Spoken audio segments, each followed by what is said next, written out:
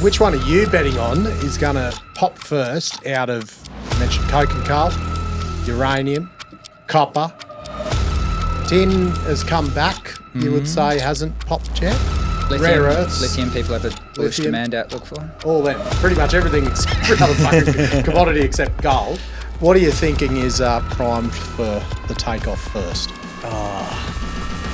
Righto, buddy minders. Sammy Berridge from upstairs has joined us again. An absolute bloody wealth of knowledge. And the biggest thing I took out of the chat was his love for MMS. He said it.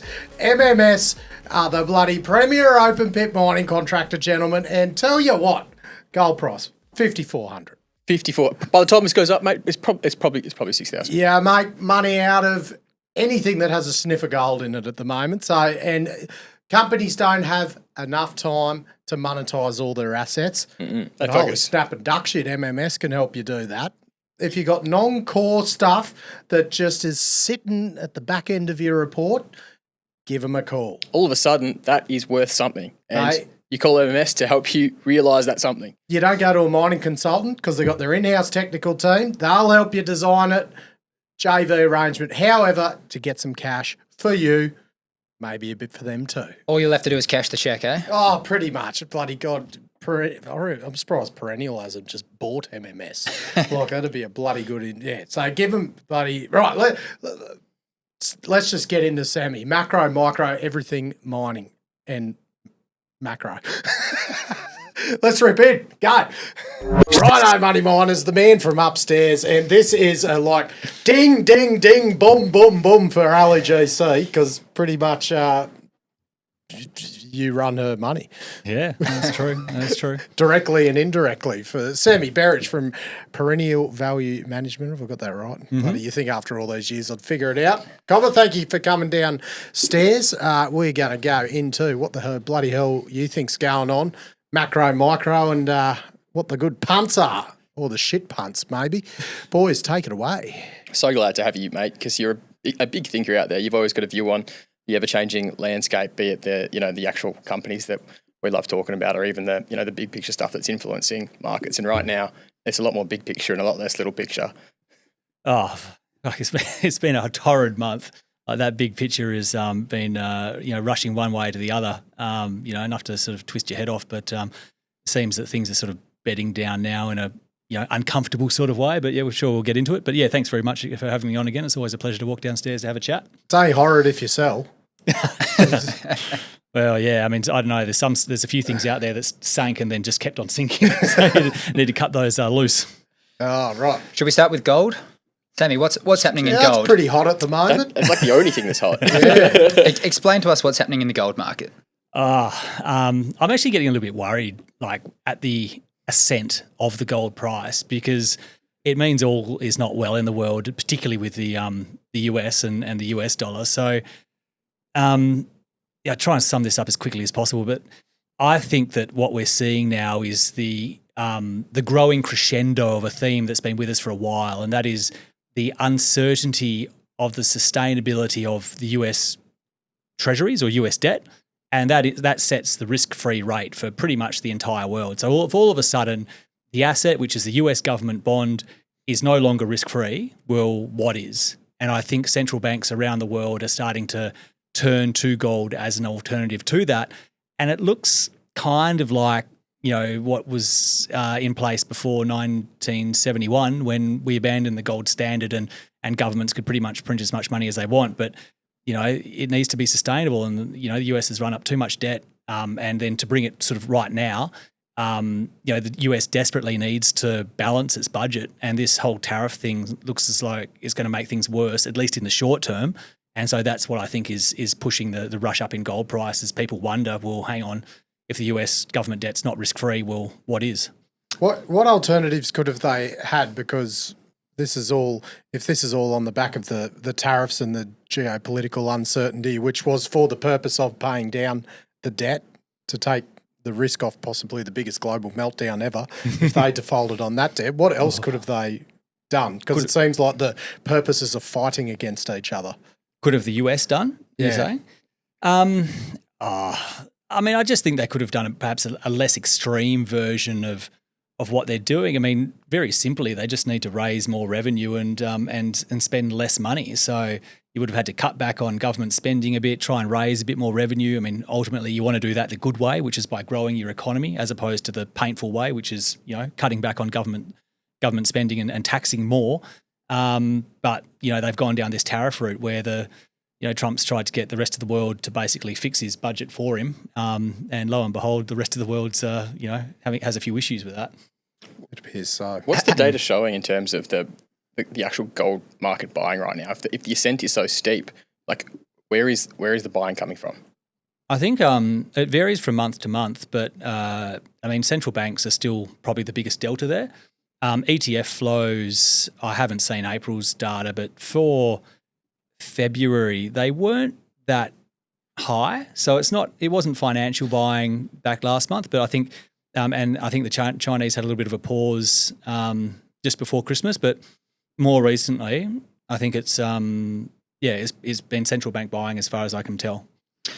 How do you build your portfolio thinking about all of this, trying to balance the bottom up and the top down? How much time do you spend on the macro versus the micro? Because it can be so enticing just to read endlessly, but you need to pick companies as well, right? Yeah, true. I reckon the macro, commodity, if you're going to invest in commodity companies and mining, I reckon getting the commodity price right is probably 70% of the challenge. I mean, it's very hard for a company to outperform when their commodity is falling. I mean, it does happen, but rarely.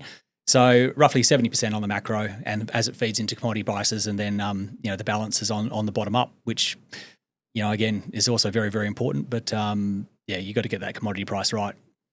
So if gold's the only thing that's pumping at the moment, but it's at these all-time highs, and you're worried about the ascent of it, when do you get worried about allocating money in more money into gold, thinking, is this going to be sustainable, level out, go on forever, or go back the other way? Yeah, when there's not much else running hot, because you then have to look at, what's pretty much every counter-cyclical opportunity, which is everything else. Yeah, that's a very good question, and that's core to risk management, because you can't go all in on basically one commodity, because as soon as the party's over, well, you're going to have a pretty shit month or two while you reverse that. So, everybody's a bit different within my fund. The max allocation to one commodity is 30%, and we're pretty close to that today. So, roughly a bit under 30% gold plus a bit of cash. And then some of these, other stocks which are other commodity exposures, which are more consumer staples, like, domestic gas, which is something I've spoken about a bit on here. Demand for gas doesn't really change with economic conditions. If it gets cold, then heaters go on, and that's it. So the demand is very resilient, supply is falling. And so that's a structural story there, which is going to be, reasonably well supported, I think, through, quite volatile economic conditions. So things like that is what you pad out the rest of the portfolio with, not necessarily to make you huge amounts of money, but just as importantly as to avoid losing money. That portfolio's done pretty well in recent history. I saw your five-year numbers were really well, so well done on that front. In the gold front once more, why is China's central bank, or why is China buying so much gold right now? Yeah, that's a good question, and I think it's always difficult to guess the mind of the Chinese central bankers, but I think that it goes to them trying to displace the US dollar as the global reserve currency.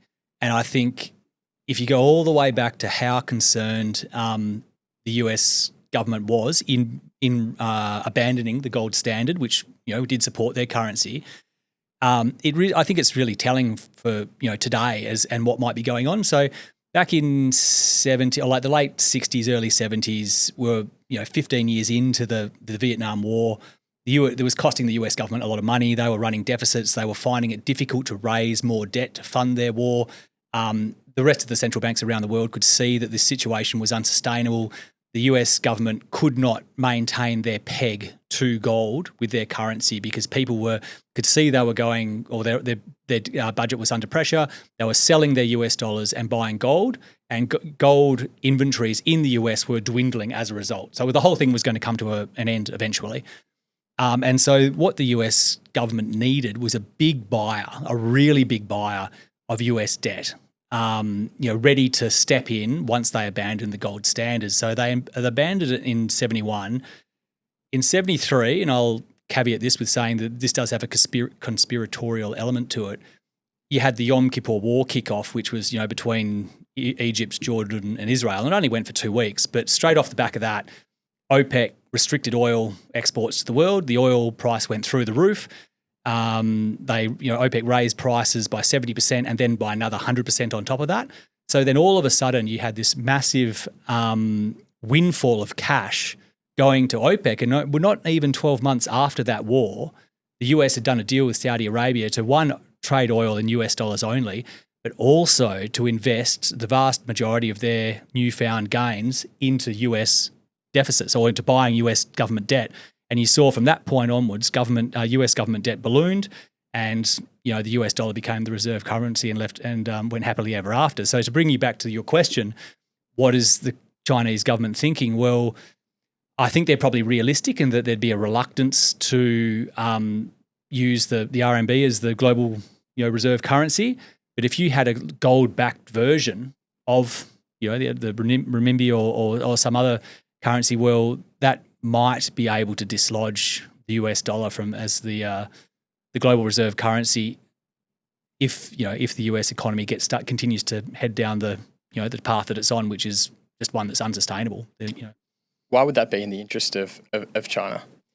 I think that the US had been a massive beneficiary of having the global reserve currency. Like they've been able to export their deficits to the world. It's that's funded a huge amount of infrastructure and investment by those guys by the US. Now, if you take that away, well, it would weaken a big leg, I suppose, of US supremacy, and would make it more difficult, I think, for the US to challenge or impede, China's rise. So, this is all very long-term thinking here, but I think it would be of detriment to the US and to the benefit of its competitors. How important do you think was the freezing of Russian assets as well in 2022? That was a real inflection point. So if you look at central bank buying of gold, and particularly Chinese central bank buying of gold, it really accelerated post February 22 when that freeze went in place. And if you look at a chart of the US real rates, which is the inverse of that is often pegged to gold. From 2022, that versus the gold price really diverged, and so I think that had a big impact. And the US tried to weaponize its status as the reserve currency to further as it's in its competition with Russia, and it appears to have backfired to some extent. I don't think they appreciated what could transpire from that event. So if that's not in the best interest of the US long term, how are they going to potentially counteract that?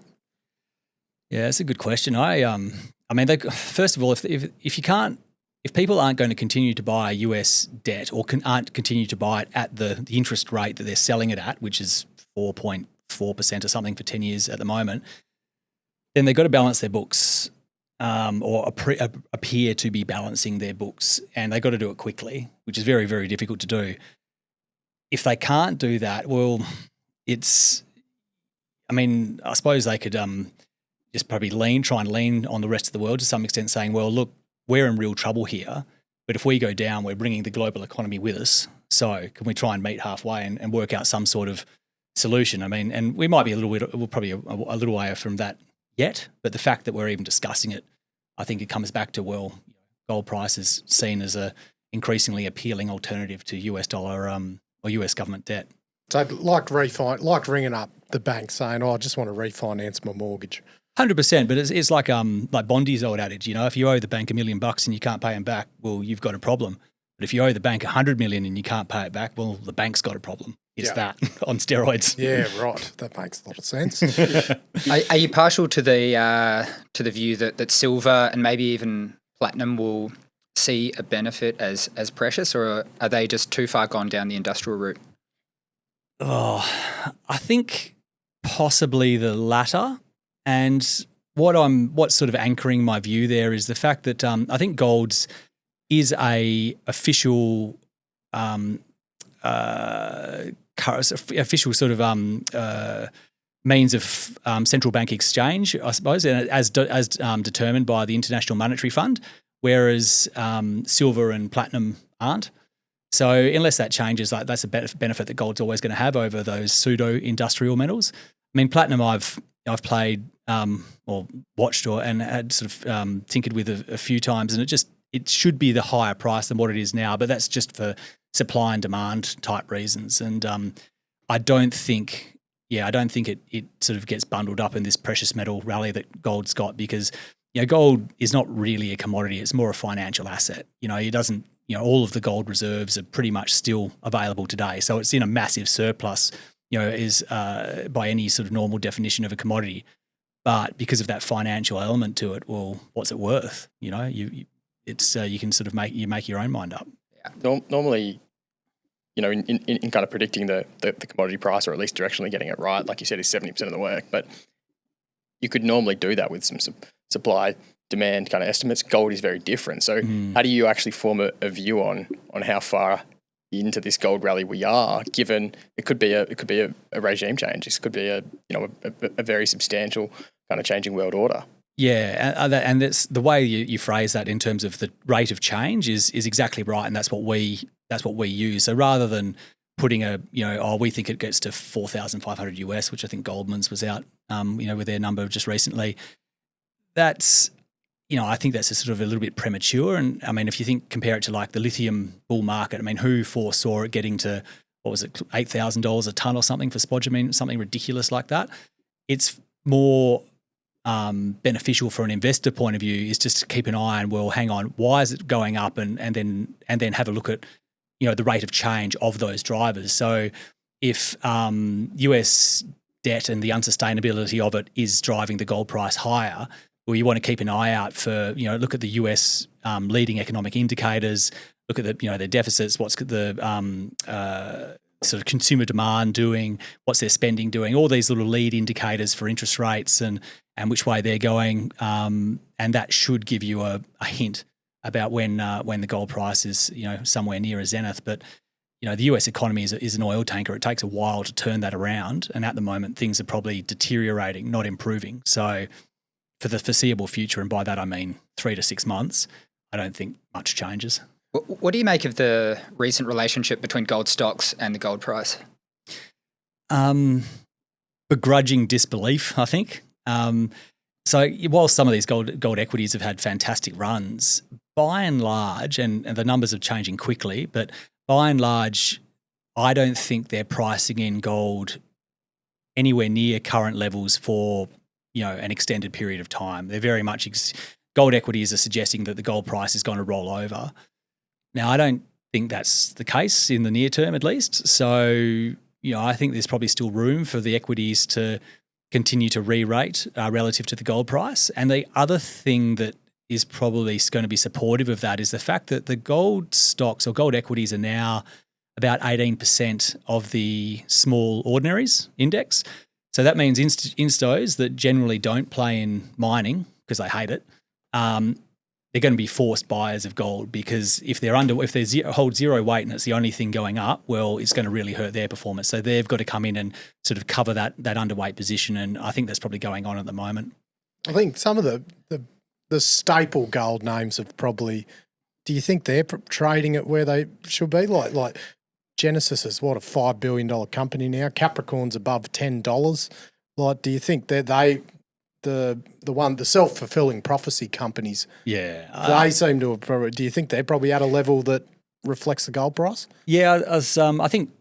I mean, Capricorn at $10 is probably close. I must admit, I haven't refreshed my numbers like today, as in spot gold prices today. The last time I did it, you got to do it every day these days. 54 this morning. Oh, was it 54 amazing this morning? Yeah, right. Yeah. So as I said, like the numbers are changing fast, and the guys who are delivering on doing what they said they were going to do, particularly those two you mentioned, Capricorn and Genesis, at the upper end, but.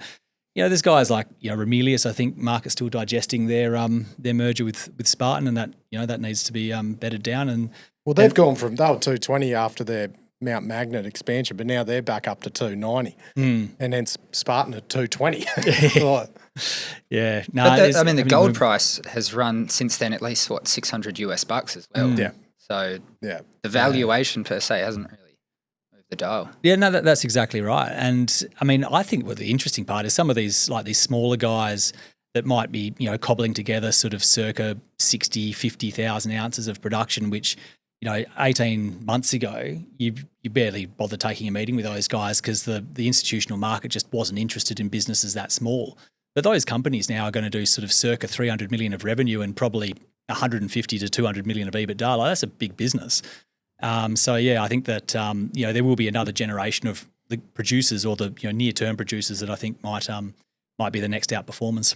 I think this is a perfect time for it, but in terms of, can you think if lithium, nickel and iron ore were flying at the moment, for cost of production, like gold's flying, yeah. So, but this is the time they've really got to capitalise on it because technically the costs shouldn't be going up too much because every other industry's sort of depressed or not yet taken off. So it's going to be interesting to watch that, but yeah. Anyway, costs don't go down, it appears. But I think it's probably going to be offset by the amount of gold mines that are and people needed. Yeah, I mean, at that point on no competition from the other commodities though is a very good one, and yeah, there's gold mining is tough, but there's those excuses just don't exist at the moment.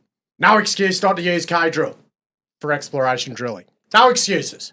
Why wouldn't you use Rhino Sullivan?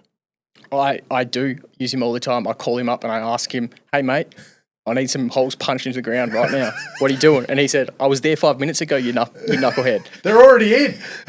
They're already in, Trav. Mate, the absolute premier man to run an exploration drilling company and ever since holes have been started drilling looking for minerals.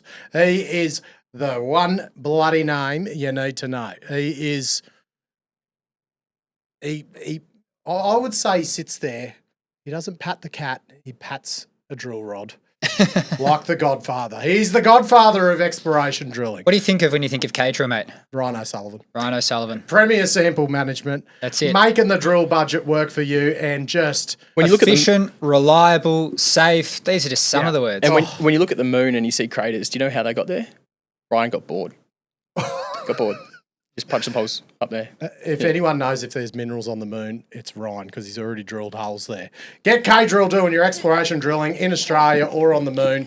They are the team for it. This kind of pain trade you talk about where the non-commodity instos are kind of forced to buy the companies that make their way into the index. Have you seen that play out in the past with different commodities when they've had their run and how does it usually unfold? Oh, definitely. I mean, I think with lithium, that definitely took place. Like that became a pretty big part of the index for a brief period there.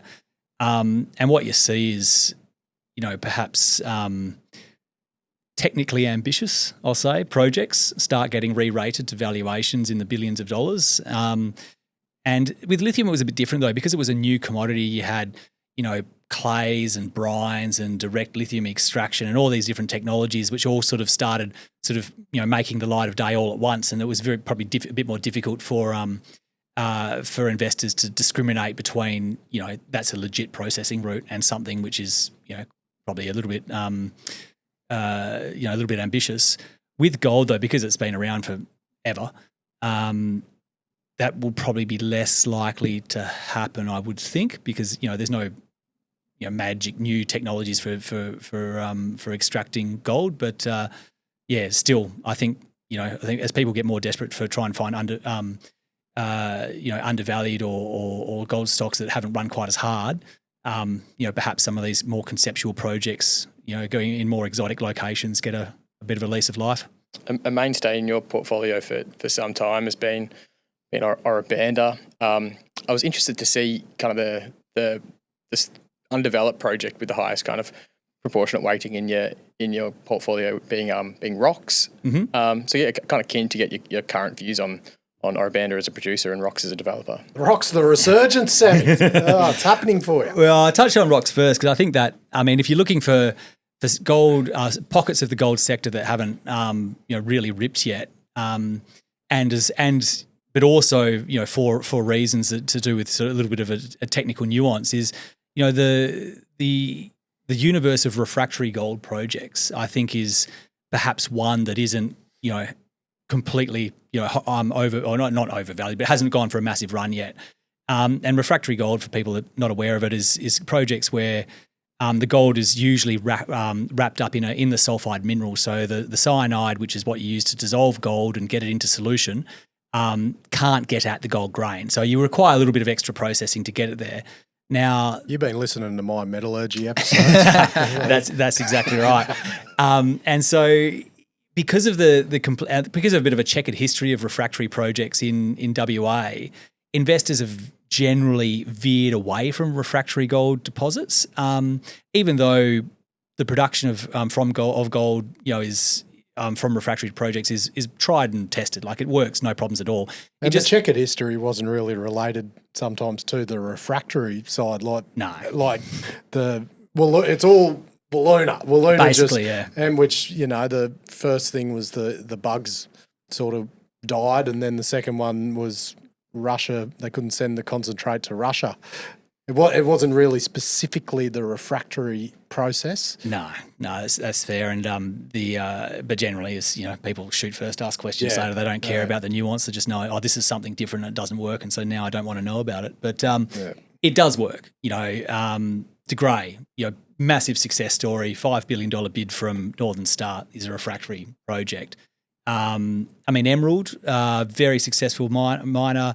Their project up in Cambodia is partially, or has a refractory gold component to it. I think they've got a slightly different processing path there, but it works fine. Their recoveries are high 80s, low 90s. They're making shitloads of money, and so it's no problem. And so back to rocks, that has a refractory component to it. And for that reason, it's been largely passed over. But, it's 1.3 million ounces at 4.4 grams. And if, you have to give away an extra 0.1 of a gram, or about $30 a tonne more in processing cost to get that gold out, well, who cares? It's still it should be a very good project. So I think, Genesis has got a bit of refractory gold in their portfolio, which, Aphrodite. Yeah. Buttocks. Yeah. Yep. So they're, that's something they'll probably breathe some life into at some point. KCGM's been mining refractory dirt for bloody decades. Yeah, 100%. 100%. So that's, this is a gold project which I've sort of looked at. Well, this refractory thing is not really, people think it's an issue, but it's not really.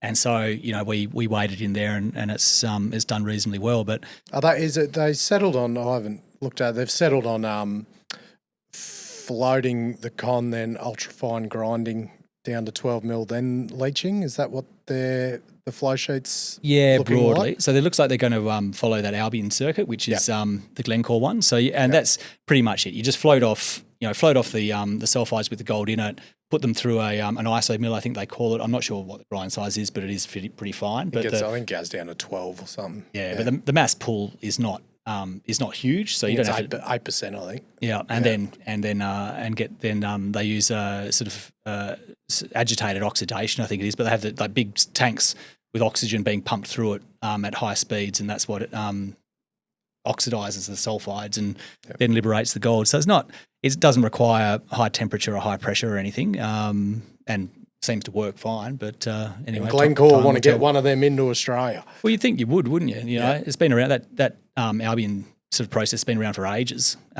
Incidentally, it seems pretty similar to what Emerald are doing up at in Cambodia. So why wouldn't you try and commercialise it? Yeah. Sorry? No, keep going.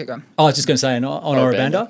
Yeah, so that's the valuations is, I will admit, it's asking a bit up here. I think it's $1.20 or something today, but I think and obviously Luke Cray's won plenty of friends around the place, but that company has got one of the important virtues going through it, in that it has like permitted, or a path of permitted growth. Like back to Capricorn, you mentioned, done very well. It's cleared $10 today. They're still waiting on the permit approval for Mount Gibson. That's an existing mine. You guys know well. It's disturbed ground, so I don't know why it's taking so long. But that's just the world that we live in. Whereas, Ora Banda is fully permitted mine sites, looking at bringing in more underground, so pretty small footprint. And maybe they expand their mill, or I suppose if they have to build another one, that will require permitting. But it's not they won't have to go through that full sort of starting from scratch greenfields permitting process that a lot of other companies do. And so that fully permitted sort of path to production growth, I think, is seen as quite desirable. What do you think? Do you think they'd build another mill or expand Davey Hurst to 2 million tonne if they did get the extra dirt, or I reckon that I think they're doing studies on that at the moment. So, I mean, I think that once they fill Davyhurst with 2 undergrounds, there's no more low-grade open pit feed to displace. And so then the question comes, well, hang on, how much milling capacity do we really need here?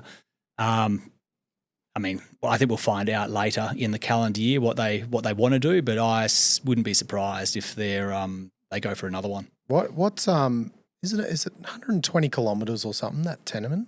Like strike length? The strike length of that. Yeah, it's that. friggin' unbelievable. Oh, it is. And there's big bits of open pitable, like lower grade stuff, 1 gram a tonne, which they don't bother looking at because they don't have a big mill. But if they did have a big mill, well, all of a sudden that stuff becomes interesting. So, yeah, I mean, we'll see what they do, but they've got options there, and they're making decent money at the moment. Where would they put it if they do a new one? I suspect they'd probably put it up towards Riverina, which is okay, and then keep the Davyhurst. So Sand would go to Davyhurst, and all the Riverina stuff, and North would go up there. Yeah, and I think there's one beginning with C. There's another deposit. I think there's a few, Ophir and Golden Lights of Israel, I think, are down around that Davyhurst mill. So I think they would keep that full, and then they'd save on the trucking down from Riverina and put that in. I think probably put it in another mill up in that sort of area somewhere. But all very arm wavy, pie in the sky stuff. But I think that's the sort of thing they're wrestling with at the moment. You go, mate.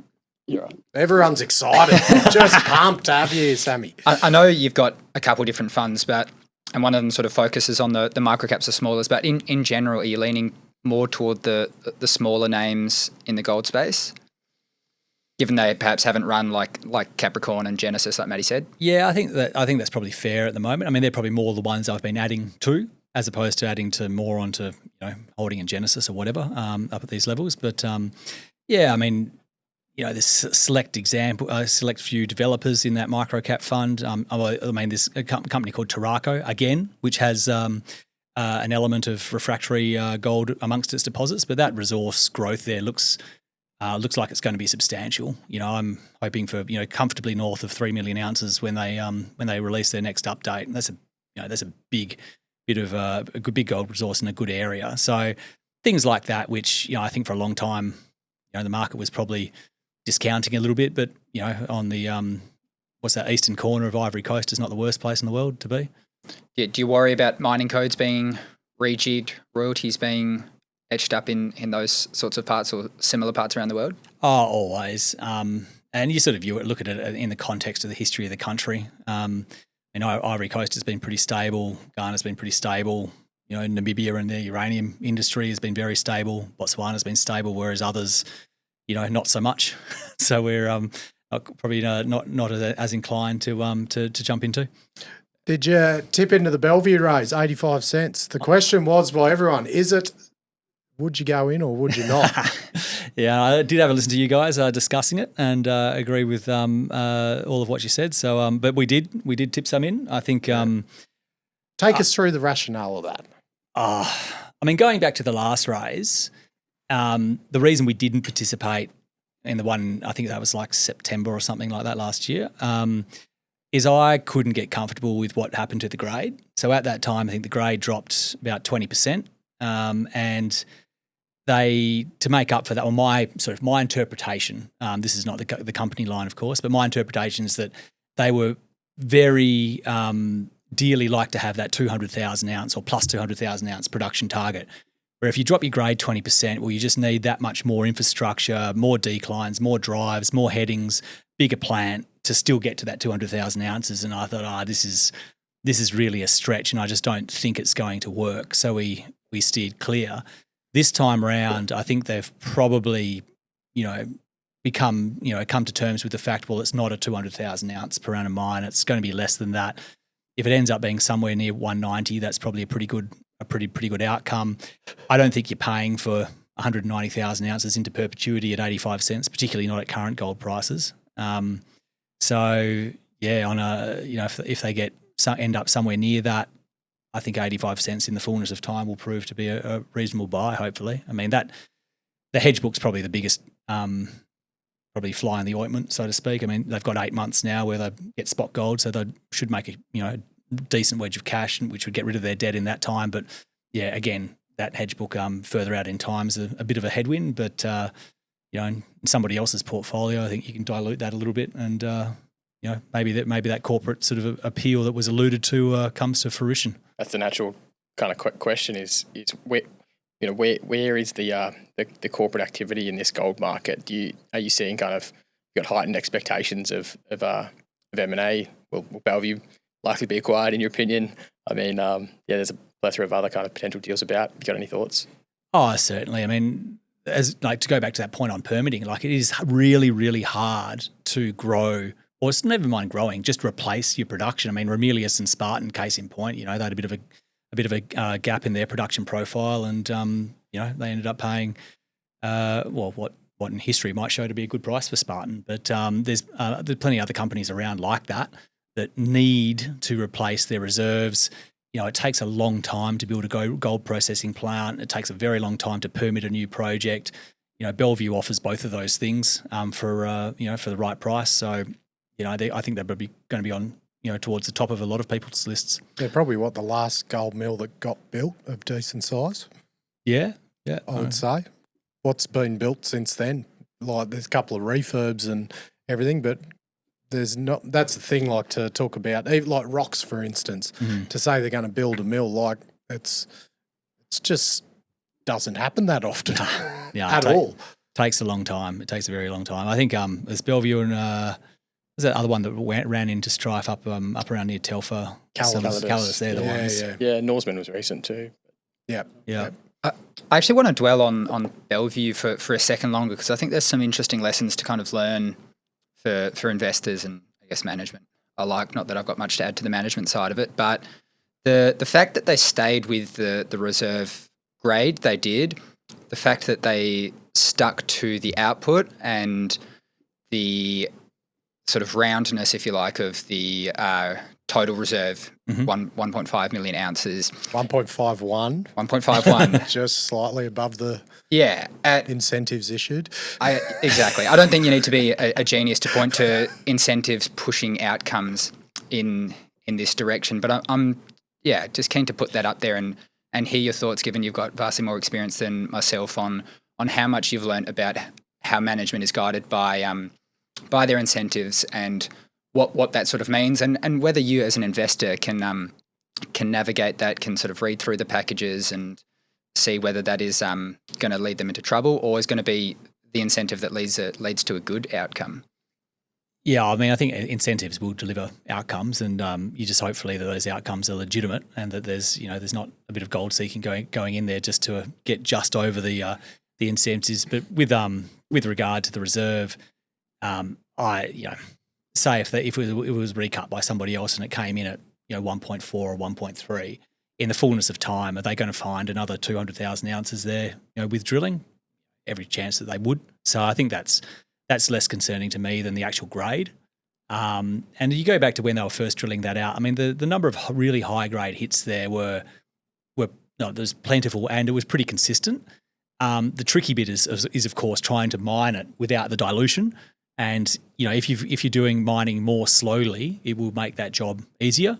I mean, Manny's the expert underground miner here, would be probably better judge than I am. But that's what probably gave me a bit of, I suppose, conviction or confidence that just dial that mining rate down to something that's realistic, and then hopefully those grade reconciliation issues will go away and they can actually deliver on what they say they can. I think, and it's just, I think I mentioned it in the last episode, when you got an ore body that's doing that, you can see how it goes in and out, and it's like, okay, when you got holes 20 or 40 metres apart, how do you determine, okay, is it that wide or that wide? Yeah, which will determine that it's going to be that width the whole way through, and it ends up being bits where it pinches in. It just looks like a really hard ore body to estimate accurately, and if you're being over ambitious on it, which I think they probably have been, that's when you run into trouble. Whereas if they said, right, we're just dropping the reserve to 4.5 to be conservative and have some potential nuggety upside, I think it'd be a bit more comfortable. But it'd be interesting to see on a 12-month basis if we ever see 5 grams. going forward. Yeah, no, that's true, and I mean time will tell. But I suppose that I mean they have already cut the grade once. Did they need to cut it again? I mean, I can't say. You probably need to be in the tent to take that view. I mean, obviously it would have been give a bit more reassurance if they did, but I mean, I'm prepared to take them at their word, and if we'll find out next quarter if all this news about the high grade stopes just missing the quarterly cutoff and all that sort of stuff was true. But hopefully June will be a lot better than March, and put some confidence back into the longer term plan there. If this is your kind of outlook for gold and the gold stocks, where does that leave your outlook for everything else in a lot of ways? Because I imagine gold's running hot because of the uncertainty with US fiscal outlook. Everything else is kind of a bit under pressure given there's a bit of doubt about a global downturn. Yeah, that's true. And I suppose, as I said earlier on, but getting a little bit worried about the gold price running as hard as it does, because it doesn't have good implications for exactly what you said. I mean, there's a few select commodities we still maintain exposure to. We've still got a bit of bauxite, still have select exposures to copper. We're probably more weighted towards companies that have strong bottom-up or company-specific catalysts or drivers in place there. You can't just be relying on a commodity price into the face of the macro that we've got at the moment. So certainly, not doing a huge amount of all.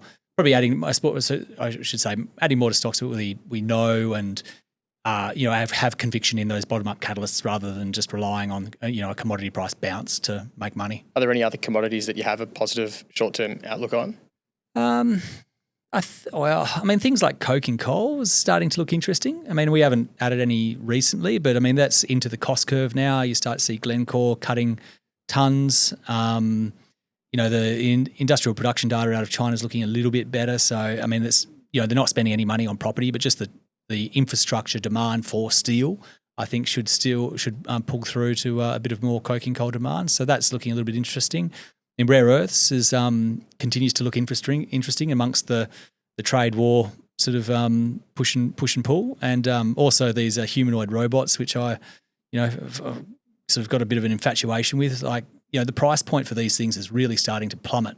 I think I saw there was one in September, a humanoid robot which you could buy for the bargain price of about $96,000 US, and it would do your washing, fold your washing for you, and cook simple meals.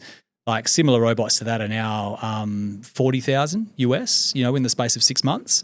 So those, the functionality of them and the price points just keep on getting better and better and better, and that will be a driver of rare earth demand. So again, off a low base, but something that I'm watching. But those two jump out as something I'm interested in. Sign me up for one of them. I'm fucking sick of washing sheets, washing everything. Yeah, it's. I reckon if they get sort of 25, 30 grand per unit, I mean that's. If you basically have domestic staff for the for the warranty period, I think people would think very closely. I'll think very carefully about it. I'll split. Yeah, we'll do 1 week on, week off as a bit of a trial. Yeah, that's a good idea. To go deeper in that, the common way people would phrase it to play it is Linus/MP or the rest. Do you go to the juniors? How do you think about it in those terms? I think. I mean, I'm certainly have a bias towards the high grade rare earth projects. So yeah, Linus is obviously one, but I mean Brazilian rare earths is another one we've been in for a long time. Very, very high grade resources, they don't have reserves yet, but resources at the moment will turn into reserves in time. Some of these lower grade projects, I just sort of struggle with a little bit. It's not, and some of them have had fantastic bounces in share price over the last couple of weeks, but I mean I just want the higher grade and hopefully the margin. And do you think those the ionic sort of style projects are the ones that are going to be real winners in the future? These handful of Brazilian projects. It's going to come down to a battle for who can get their costs lowest, because there's no rare earths, very small market. What are we, 140,000 tons per annum or something like that. So a bit like lithium. Once these projects start coming on, you're going to be bringing in sort of 10% of global supply, like in a big chunk. And, you could have a market, or you probably will have a market that tips into surplus reasonably quickly, not dissimilar to lithium. So it'll come down to who has the lowest position on the cost curve and who can get into production the fastest, I suppose, is the other big one. So yeah, I mean that's sort of the way the lens we look through. I don't know if you've heard, but there's a lot of commodities out there that have got like structural supply deficits. There's a supply-demand gap for the future. I could see you had this smile on your face. You Just had a hilarious. joke in the works. Which one do you think, which one are you betting on is going to pop first out of, you mentioned coke and coal, uranium, copper, tin has come back, you would say hasn't popped yet. Lithium, Rare earths. Lithium people have a bullish Lithium. demand outlook for. All them. Pretty much everything except every other fucking commodity except gold. What are you thinking is primed for the takeoff first? Oh, yeah, there's quite a long list there. I was started What's the other 70% Yeah. invested in outside of the 30% in gold? So lithium, I think there's no popping there. I mean, maybe it grinds higher from where it is just to, give the guys the producers a little bit of margin, but there's that many projects around the place and that much shuttered capacity that you can bring on quite a bit of You've got to supply. say something else that starts with shh. So I cross that one off. Coke and coal, I think, is a reasonable chance of maybe towards the back end of this year of doing something. Tin, I mean the goings on in like Miramar, I think it is, and also that mine that got shuttered in the Congo. I mean, that's a geopolitical thing. I mean, never mind about the fundamentals of the commodity. They're going to either make friends in the Congo and get back into mining, get back mining tin or not. Who knows? Wait and see what happens. But and so some of the others you had Uranium. there. Yeah, uranium. That's an interesting one. My understanding there is that the utilities, specifically in the US utilities, seem very relaxed around replenishing their inventories. And I think that, there was a whole wave of projects like added to the list of future supply, which, sort of ballooned when the price went to $100 a pound, and then everybody had a project they were going to bring on. And, the global supply sort of forecast factored all those projects in.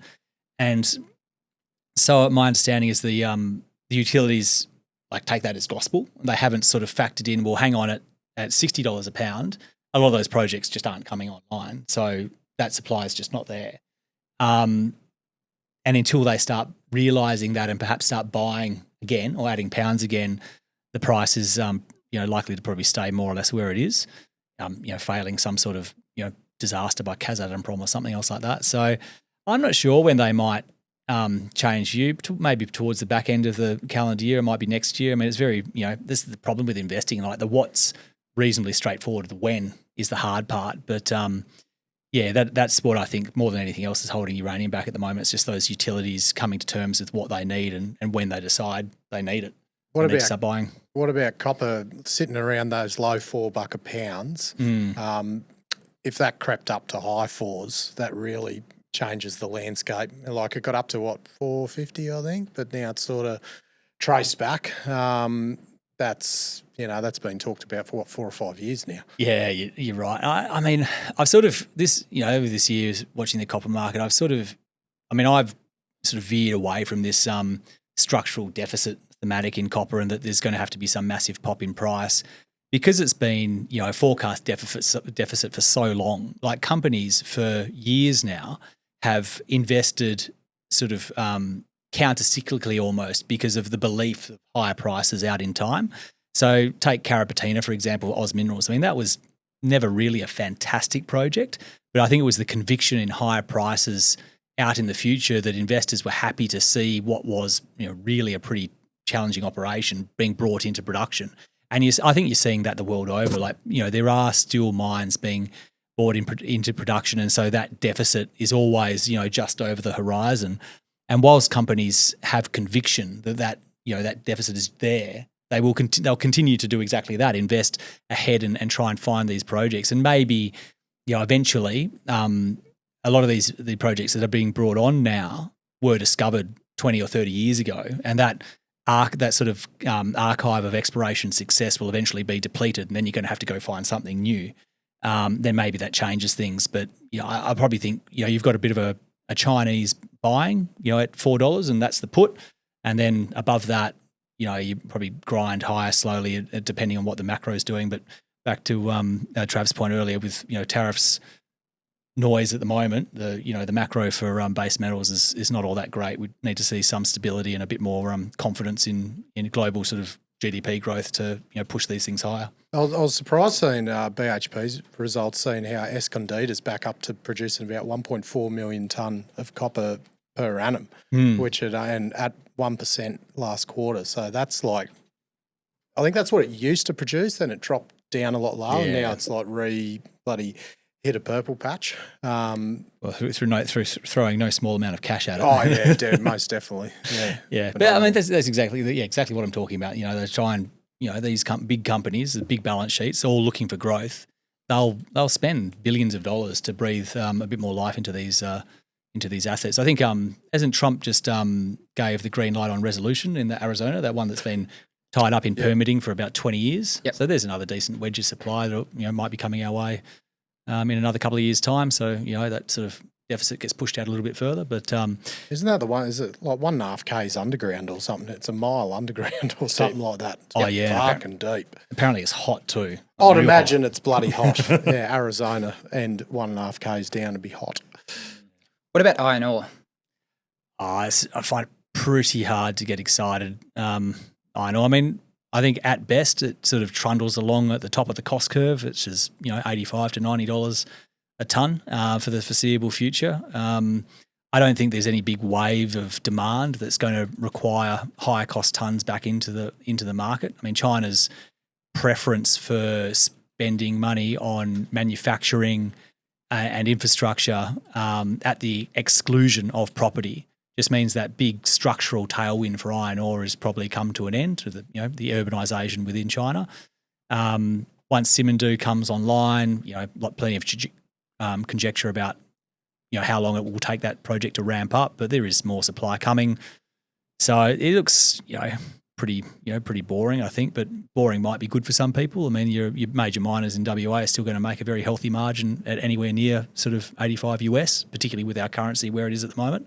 So they'll be fine, but your return's probably more likely the dividend rather than capital growth, I would have thought. And there's a couple of differing views about Simandou. One, obviously the newspaper headlines, the Pilbara killer, because those high quantity of tonnes at a very high grade are going to displace a lot of the demand out of the Pilbara. But then there's an opposite view saying that that's probably the tonnes coming out of there are probably going to displace a lot of China's lower grade stuff that they're using internally.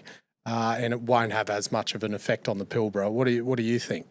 I think the steel, generally the blast furnaces are pretty fluid with the type of iron ore that they can take. So it comes down to a value and use question. Like, you might have a higher grade iron ore, which you can charge more for, but ultimately, unless the steel mill is going to make, that additional margin on putting through that higher grade ore, they might opt for some lower grade ore because it's cheaper and they can, they don't have a problem dealing with the impurities, or they can blend it out or whatever. So I think the latter, in terms of that scenario, like that Simandou will displace probably the Chinese production from the top of the cost curve. I don't think it won't be displacing Pilbara stuff. But if you take out the top of the cost curve, well, the cost curve moves lower, and that means the price moves lower.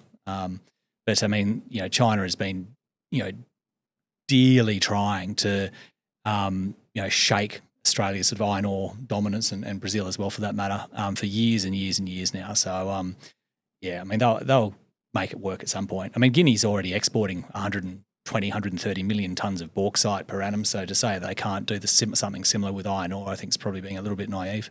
And China's stake in Simandou overall, is it well over half, isn't it, of the output? Because Rio's about a quarter. There's blocks 1 and 2, then there's blocks 3 and 4, and both of those have different ownership. I think isn't so ultimately one there'll set be of those 100 blocks is all China, isn't it? Ultimately, there'll be 120 million tonnes, and Rio's will account for 27.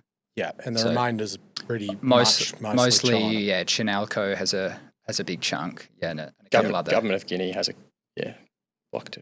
Yeah, big stake. Yeah. Oh, it's going to be a big change to the market when it does come in. Yeah.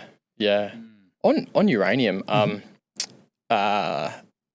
it's interesting the sentiment that has kind of shifted there, and as like a an institutional buyer, do you get more interested now that the sentiment has waned, and are you seeing kind of value emerge there? If so, where is the value? Yeah, I mean, that the short interest in particular has got my attention. So, I mean, it is quite unusual for companies like Boss to have, must be close to 25% short interest. I mean, that's a hugely crowded trade. And as far as I can tell, there's nothing wrong with Boss, the company itself. I mean, their production's going reasonably well. The balance sheet's fine. So it must be a commodity-specific rationale for having that short position there. And when these things unwind, they can be spectacular. So, you know, if you were short that company, or you're short uranium equities in general, you want to be crossing your fingers and toes that like Kazatomprom doesn't have some sort of accident and, you know, misguidance or something like that, because these stocks could ratchet up 30% in a day. So yes, does become much more interesting. And I think, I think the value is probably in some of these projects that have pulled back or deferred their production plans as a result of the lower prices. You know, things like, you know, Bannerman, Deep Yellow. I mean, even Boss themselves with such a high level of short interest would certainly be of interest. Peninsula looks like it's in dire trouble as well. I haven't looked at that one for a while. I think it went into hold. I haven't seen if it's coming out yet, but pretty much, guidance looks like it's going to be, doesn't look like in good shape. That's probably going to be on the market. Because with that short interest, it's interesting. Like Boss is obviously the highest at 25%, but if you look at like Paladin and Deep Yellow, which I don't think they're not 20, but their days to cover based on their volume are like 60 to 80 days, where I think Boss is in 15. So like they're the ones that are on a days to cover basis, and the volume are really shorted. Yeah, it's it does look really quite, you know, I'd be nervous, I suppose, if I was in that position, but I mean, it's not dissimilar to the level of short interest that was in right throughout the lithium space, you know, maybe 12 months ago. And turns out they were largely right. So, I mean, it's until the utilities or somebody else decides to start buying, it's probably not going to end. But then because uranium is such a small market, you know, you can get pushed around by the financial players very easily. And so, you know, you could have a situation where, you know, the spot price is being sort of, you know, held by financial players and they're short the equities, and until the equities, you know, have to raise capital and give the opportunity for the shorts to cover, then, you know, then maybe the whole thing will reverse. So, these sorts of things are, you know, much speculated about, but there probably is some truth to it, I think. Because Deep Yellow, I think they've got 240 mil cash on hand, but their initial capex needed is about, I think it's 460 US, so 750 mil. So like it looks like them and Bannerman and that are like, are they waiting for a Chinese buyout in Namibia? Or are they actually gonna? Because the term price is actually, you know, pretty close to what they've got in their studies. But it's like, okay, what are you waiting for? Are you going to lock in $81 for a 30-year mine life for Deep Yellow, or are you just going to wait as long as possible and see if someone buys it off you? Yeah, Johnny Borshoff's bloody nearly 80, I think. Yeah, he's getting on, but. That point on the spot price versus the term price, I'm a little bit skeptical on that. Like, yes, I get it. The spot's a small part of the market and all the volume gets done at the term price. But I mean, how often do you find like the spot price will end up leading the term price? So, you know, and spot's falling or has been falling below term for a long time now. And maybe no contracts get written at lower term prices, and you know we just have a period of low volume for a while, and eventually the spot goes back up again. But I think that the spot price is indicative that things aren't all, you know, within the uranium market. Otherwise, nobody would be transacting at $60 a pound or thereabouts. Well, I think all the people that are proposing to develop aren't signing any contracts because they're delaying FID, and I think I think there's only 12 producing uranium companies in the world. Like, there's actually not many companies producing uranium. Well, there's only a 67,000 tonne market, I think. You know, it's barely half a Cape-size carrier. It's got the world's uranium supply. It's tiny. So it's, it wouldn't be many. No. One of the last commodities I'm keen to touch on is energy. Mm-hmm. And in the specific context of the Australia, let's start with East Coast. What's happening over there in your view, and how's it sort of evolved over the past year? It's getting tighter and tighter. So, I mean, last year we had a wind drought that went from like mid-May through to the end of June. and due to that absence of wind, Victoria or the East Coast in general had to draw down on this gas storage at Iona, and it very nearly hit the sort of the lower limit of the amount of gas that you can draw out of that. And then the wind started blowing in July, and everything was okay. Could you imagine if that happened in Perth? What would Perth people have to talk about if there was no wind? Oh. I've never seen a city know that what the speed of the wind is and the direction it's coming from. Phenomenal. Yeah. Anyway, continue. We digress. But I mean, this year, you know, by the ACCC, or everybody's sort of suggesting that the gas balance will be tighter than last year, and so then it comes down to the weather. You know, you're crossing your fingers and toes that you're not going to run out of gas. And if you do run out of gas, we can see what's going to happen, because it's happening in New Zealand at the moment. Like, they're 60% hydro, so for the most part, as long as it's been a bit of rain around, they're fine. But you know, they banned gas in 2018, and those wells are now running out. And so when it doesn't rain, they have a massive issues. And so last year they had to shut down their big industrial gas users, which Methanex, I think, was the name of the company. It produces a lot of methanol. But then all the suppliers to Methanex also had to shut down. They had to shut down some of their timber mills and pulp mills and all sorts of other stuff. So it's not good. So then I suppose the short answer is it comes down to the weather, and see whether it's cold and calm. If it is, then you know, gas price is going to spike, and if it's not, well, you know, we kick the can down to next year when everything, you know, things get a bit tighter still, and we go again. But I think one of the big challenges that the energy market in Australia has is the seasonality. So it's only really an issue in winter and summer, which, you know, as far as the news cycle goes, once you get through that season and you get into sort of the shoulder seasons for energy demand, well, nobody cares about it. And everybody thinks, oh, hang on, this problem's gone away. Well, no, it hasn't gone away. It's just they're waiting, and it's waiting for a crisis to happen, and then something will get done about it. You wrote in your newsletter that we have the most volatile energy markets in the world. That was news to me. That's incredible. Well, it's because of the big swings in the renewable generation. So, South Australia is a key example of that. Like, the price will swing from negative $22 a megawatt hour, and the only reason the price goes negative is because the renewable producers pick up something called a LGC, or a large generation certificate, and the value of those is about $22 at the moment. So you can produce at a negative price, and it's not until you get sort of the LGC gap below zero that you actually start losing money for those wind and solar producers. So, you know, that's the bottom end of the sort of price spectrum. And then when you start running out of power, well, the price spikes to almost anything. And I think they've just raised the cap to $20,000 per megawatt hour. So that's your range, and you don't always hit the top end of the range. But you know, if you have a hot summer evening and there's no wind, well, that's generally what happens. Can you explain that a bit more? The top bound. Yeah, so WA is a little bit different. So we've got a capacity market over here. So we pay people with dispatchable capacity. We pay them sort of a fee just to sit there and wait. And if they're needed, well, they can come on, but they don't rely on a massive price spike to make money, because they receive like a nominal fee or a capacity payment throughout the year. The East Coast is a bit different. It's just a wholesale market. So there's no, for a long time, there's no capacity payments there.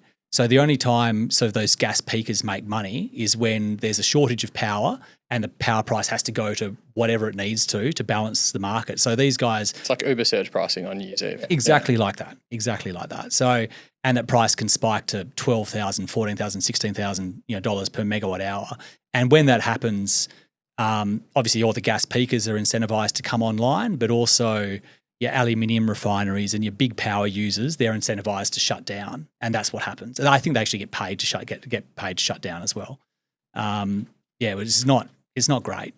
No, that doesn't sound like a healthy market. No, it's not. How are you investing kind of around this pretty dismal theme of our domestic markets? I think this is going to be a bit of a global trend. I think it is starting to happen in that, so if the Paris Agreement was in 2015, we're 10 years past that now.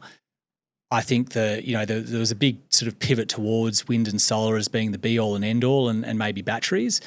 But I think the world is realising the value of dispatchable generation, like generation you can actually switch on whenever you need it, which is sort of what the value of electricity is. You know, it's a service more than a commodity to my mind. So I think dispatchable generation has for a long time been undervalued, and I think it's going to be recognised or re-recognised as having, you know, very high value. And so dispatchable generators, so people like QPM Energy have got the producing have a gas peaker arrangement with their own gas up in Queensland. I think there's another company called LGI, I think, who are producing gas from garbage dumps and producing power out of that. But again, it's dispatchable generation. So, you know, those sorts of businesses I think will do quite well over the next 5 years or so.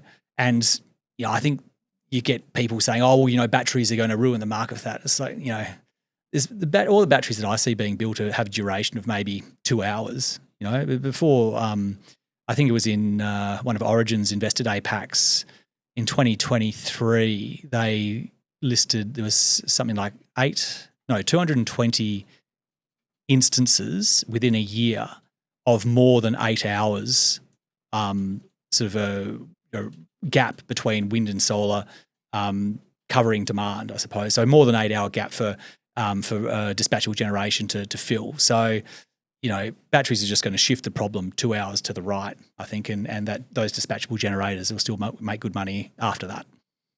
Geez, that's a very interesting thought. Yeah, if you're 220 instances. Yeah, Wow. it's in their deck. Wow. I think the last year's Investor Day deck. But and again the seasonal element of it, I think a lot of people lose sight of. Like looks like we're going to get a battery subsidy from the federal government, assuming Labor gets in. So everybody's batteries are going to be that much cheaper, and that's great through the summertime. But anybody who's got solar on their roof knows that your generation falls away during winter, and your battery will struggle to refill off your solar panels each day. So there's all these solutions being lined up, which are only sort of partial solutions. They're Band-Aid solutions, and it doesn't negate the need to have the gas and if you need it, there to support the grid. And if the grid goes down, and this is one of the things that figures I found quite startling when I looked it up, is just the amount of value add or the cost of losing electricity generation. So to run all of Australia, or to run for the power bill for all of Australia is about $3 million an hour, which is tiny. But the GDP for Australia overall is about $171 million per hour. So the last thing you want is the power to go out, because the value add is so great. The opportunity cost in a way of what you miss out on. Yeah. Last one, Sammy, Mm-hmm. for me.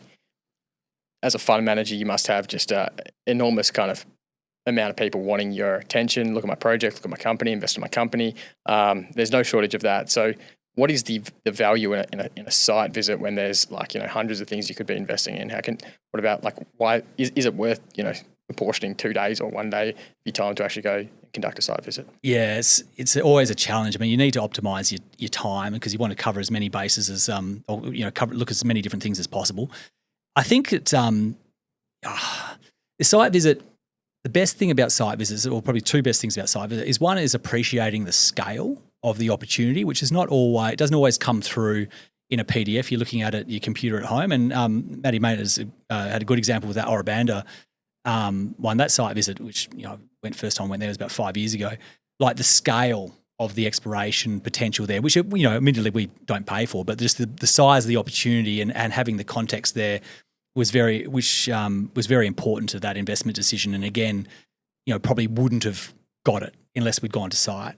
The other big example is I suppose the competence of management and how and whether or not you get a consistent sort of view on strategy, through the multiple tiers of management that you speak through. But again, is another time is assessing the country, and that can go both ways. I don't know if you ever heard that story about that French mining analyst that went to got caught out on that trip in Burkina Faso. This poor bastard. He, some French bloke was a mining analyst from Societe Generale, was doing on a mining site trip from through Ghana and Burkina Faso, and he had a typical Ghanaian breakfast, which is run one raw sausage, one cooked to a cinder, and one raw egg, and another one rock hard. Anyway, he's got up in the plane on his way to Burkina, And about halfway in, he's realised, oh no, these things aren't sitting well here. And he started sweating bullets. It was an 8-seater plane. There's no toilet on the plane. And this poor bastard's got this sinking feeling like, how am I going to solve this problem? Anyway, eventually he sort of comes to the realisation that there's no other option. So he moves into the aisle, stands up, opens his briefcase and says, "Gentlemen, for what I am about to do, I apologise," and then just emptied his bowels into his briefcase and shut it up again. And that was the last time anybody saw him. Oh, Jesus Christ. Yeah, so wonder what he did with the briefcase. Oh, wonder where he dumped that. Straight to that the should have bin. been framed and petrified. yeah. So I mean, mine site hell. food. You need to be mindful of what you're eating on these places. Although in WA at least, it's very, very good. Is it site visits, especially when you got like site visits with multiple funds and sell side people going on? Is it sometimes good to go on and one to get a friggin' break it from looking at your screen every day, but two, obviously bounce around the ideas with the fellow people on the trip, or do you prefer going by yourself? Yeah, that's a very good point. And yeah, that would probably be the number 3 reason to do it, is because, if you want to venture into an investment, like you don't want to be first by 6 months, you want to be first by like 1 month and know that the cavalry's coming behind you. So get a feel of what people are looking at, their attitudes towards various bits and pieces, I think is certainly part of it. Because you don't want to be you don't want to be hanging out there by yourself for 12 months. Yeah, but when you do go, like say you got a 2-day site visit, you might have limited phone service, but you're still responsible for Ali GC's money. Yes, and everyone else. What's the process to actually monitor the news portfolio and like whether you might have to make a decision on those days that you're not at the desk? Do you allocate that to someone else? There's always somebody else backing up. So in my case, Ewan's also got a sleeve of the portfolio. So he's over in Sydney. So Okay, he's so it's able like Mike to sort that out for us. Yeah. But I'm MIA. In this day and age, though, it's pretty rare that you're out of reception for more than about 6 hours or something like that. Particularly in WA is pretty good, but it's probably a frustration of the people that are hosting the site visits, that all these fund managers that you've hosted to go and spruik your wares to have their nose buried in their phone for half the time. Which I appreciate that frustration. You try and put it down and listen to what you're being told. Money never sleeps, Sammy. Yeah, that's right.